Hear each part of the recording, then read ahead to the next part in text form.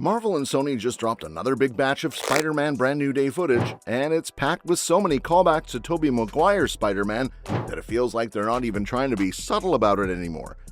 We're going to break all of it down, because there's a lot to unpack here, and some of it is genuinely surprising, even though a bunch of it we kinda saw coming from a mile away.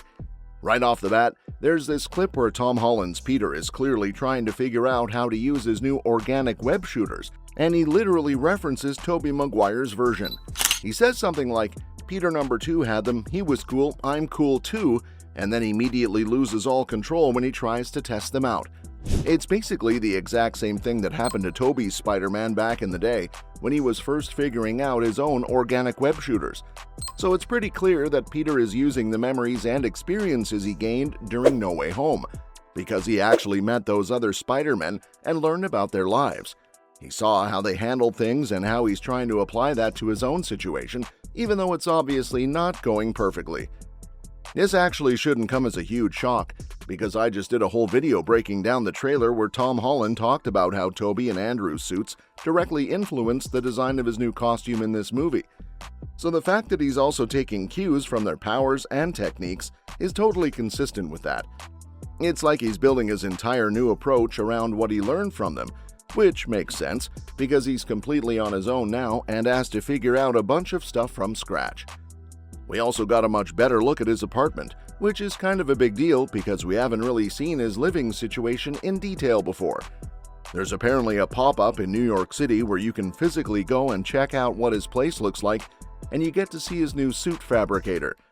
It's the same sewing machine from the end of No Way Home, but he's upgraded it with a bunch of new technology because he's a total science nerd. He's like a junior science bro at this point, so of course he's going to tinker with everything. But the interesting thing is that it's way more advanced than a normal sewing machine because he's clearly been modifying it to do a lot more than just stitch fabric together. It actually has some tech built into it, which makes sense given how sophisticated his suits have gotten over time. One thing that really stood out is that on this sewing machine, you can see an old GPU and some RAM that he's hacked into. And that's probably the most realistic struggle he faces in this movie. Defeating villains and reconnecting with his friends are obviously huge problems, but finding affordable computer parts during the current AI tech crunch?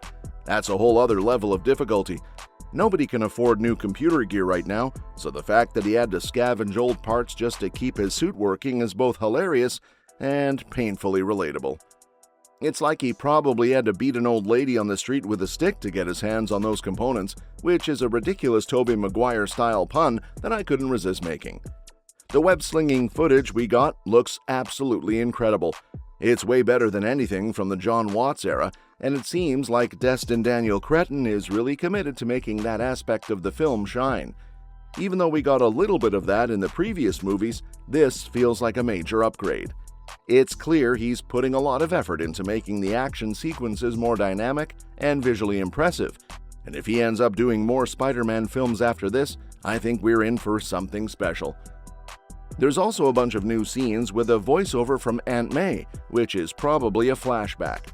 Peter is remembering what she told him before she died about great power and great responsibility, but he's clearly misinterpreting what it actually means.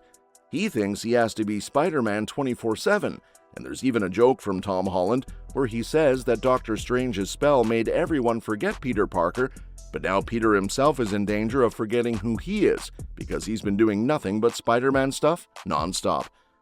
So not only did the spell erase him from everyone else's memory, but he's also losing his own sense of identity because he's completely consumed by being a superhero. That's a pretty dark twist, even though it's played for laughs. We also got way more complete footage of the web tornado he creates in the prison against the Hand, using his organic web shooters. Never forget that, no matter how powerful you become. There's a slow-motion shot where he dodges a shrunken flying past his eyes, which shows just how much his agility has been jacked up after coming out of the cocoon. It's a small moment, but it really emphasizes how his powers are evolving and how he's adapting to them. There's a tiny bit more footage of Sadie Sink's character, and when you crank up the brightness, you can actually see her face underneath the hoodie she's wearing. You're not gonna get away with this. But he might. I didn't know you could get that big. but she also has a mask underneath that, so it's clear they're going to great lengths to keep her identity a secret.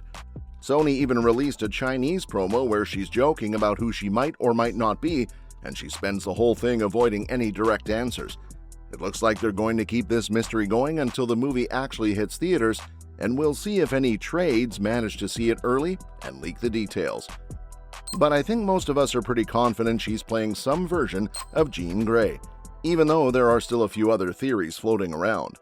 The big reminder here is to hold your theories loosely because a lot can change, but I think most people's guesses are on the money. We also see him going to MJ's place in his Spider-Man suit, trying to protect her and convince her to come with him. I love how skeptical she is when he first busts through the window because she's like, "Wait a minute, you might not be the real Spider-Man." That's such a great moment because it shows she's not just going to blindly trust him, even though she's seen him in the suit before. There's also a separate clip where he encounters Ned in their apartment, and Ned's Spidey tracker starts going off, which is how he realizes Spider-Man is standing right in front of him. My guess is that this happens pretty close to the MJ scene, and eventually she gives in and agrees to go with him. They even do some web slinging together, which looks a lot like Tobey Maguire's version when he swung with his MJ through the city. The parallels are definitely intentional. There's another scene where Peter is being celebrated by a parade of people with banners, and it feels exactly like the parade scene from Spider-Man 3.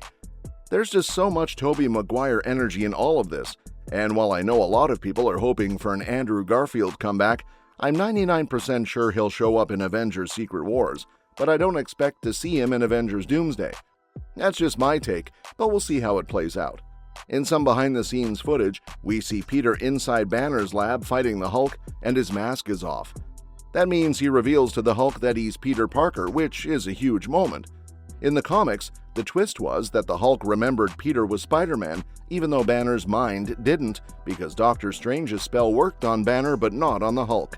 So the Hulk still knows who Peter is, and that could lead to some really interesting dynamics. And that wraps up today's video, folks. If you want to stay in the loop with all the latest movie and series news, don't forget to hit that subscribe button and give us a big thumbs up, because I'll be bringing you more updates on upcoming movies before they even drop. So keep an eye out for that, along with the latest on your other favorite shows and movies. Stay tuned, and I'll see you in the next one.